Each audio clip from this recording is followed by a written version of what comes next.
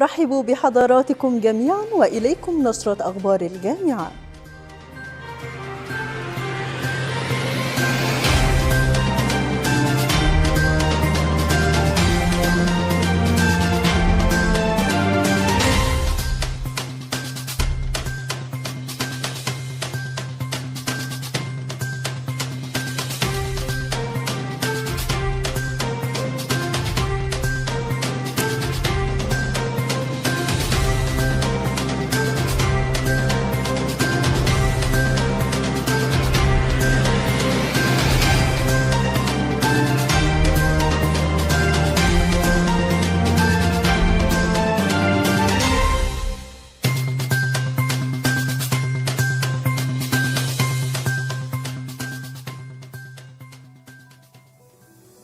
افتتح دكتور محمد حسين رئيس جامعة طنطا مؤتمر الأطباء المقيمين بمستشفيات جامعة طنطا نحو مستقبل أفضل بمشاركة جامعات تحالف إقليم الدلتا الذي نظمته كلية الطب تحت رعاية دكتور محمد أيمن عاشور وزير التعليم العالي والبحث العلمي.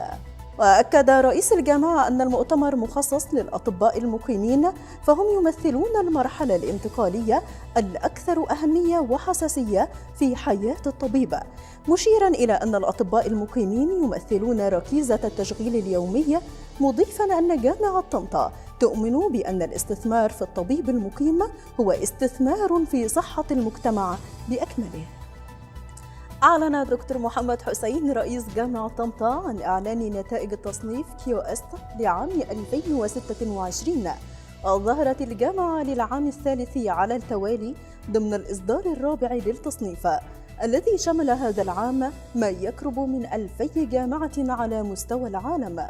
وأكد دكتور محمد حسين أن ما حققته جامعة طنطا بظهورها للعام الثالث على التوالي في تصنيف QS لعام 2026 وتحقيقها لمراتب متقدمة عالميا وإقليميا يأتي انعكاسا واضحا لتطور السياسات المؤسسية للجامعة واتساع نشاطها البحثي والمجتمعي وقدرتها على تحقيق متطلبات المعايير الدولية في مجال الاستدامة، ويعد دليلا على التزام الجامعة بتنفيذ خطتها لرفع كفاءتها البيئية والاجتماعية.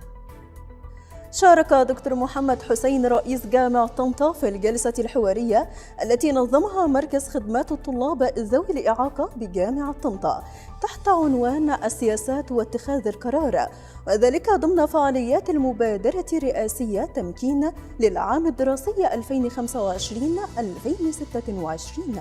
وخلال كلمته أكد دكتور محمد حسين أن ذوي الإعاقة في مصر يعيشون عصرا ذهبيا تحت قيادة فخامة الرئيس عبد الفتاح السيسي رئيس الجمهورية، حيث تشهد حصولهم على كافة حقوقهم مع طرح المبادرات الوطنية الداعمة لهم، مثمنا المبادرة الرئاسية تمكين والتي تهدف إلى ضمان إتاحة الحق في التعليم المتميز للطلاب من ذوي الإعاقة بالجامعة، وبما يكفل تحقيق الحياة الكريمة ويسهم في التيسير على أسرهم لبناء مستقبل أفضل لكافة الفئات من أبناء الوطن.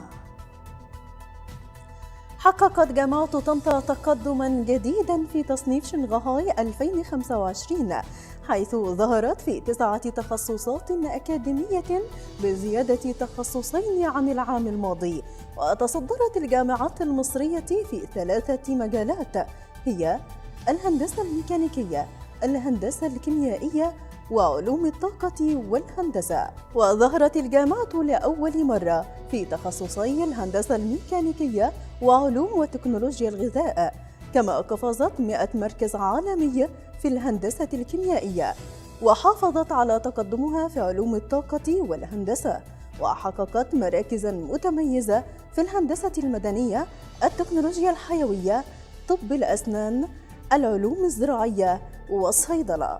وأكد رئيس الجامعة أن هذا الإنجاز يعكس تميز البحث العلمي وجهود أعضاء هيئة التدريس والباحثين، مؤكدا استمرار الجامعة في دعم البحث العلمي الذي يخدم قضايا التنمية الوطنية. افتتح دكتور محمد حسين رئيس جامعة طنطا الملتقى التوظيفي الثالث الذي نظمته كلية التجارة بمشاركة ما يزيد عن 30 شركة ومؤسسة وكيانا من مختلف القطاعات الاقتصادية. وخلال جولته بالملتقى التوظيفي التقى رئيس الجامعة بالطلاب والخريجين في مقر الشركات المختلفة أثناء عقد المقابلات الشخصية، مؤكداً أن الملتقيات التوظيفية تعد بمثابة الجسر الحيوي الذي يربط بين خريجي الجامعة الأكفاء واحتياجات سوق العمل المتطورة، مشدداً على أن الملتقى يعد فرصة استثنائية حقيقية لتوفير فرص عمل وتدريب حقيقي. ظهرت جامعة طنطا لأول مرة بين أفضل 350 جامعة عالمياً في تصنيف التايمز البريطانية للعلوم البينية. أعلن دكتور محمد حسين رئيس جامعة طنطا عن تحقيق جامعة طنطا إنجازاً علمياً دولياً في التصنيفات العالمية. وأضاف رئيس الجامعة أن التقرير الرسمي للتصنيف كشف عن تميز الجامعة في عدد من المؤشرات النوعية، أبرزها زيادة منشورات العلوم البينية وارتفاع جودة الأبحاث وتحسن السمعة الأكاديمية عالمياً نتيجة اتساع التعاون الدولي. كما برز أداء الجامعة في مؤشر التأثير للبحوث البينية الذي يعكس قدرة الجامعة على إنتاج معرفة تستخدم في أكثر من مجال. ختام النشرة، نترككم في رعاية الله وأمنه، وإلى لقاء قريب.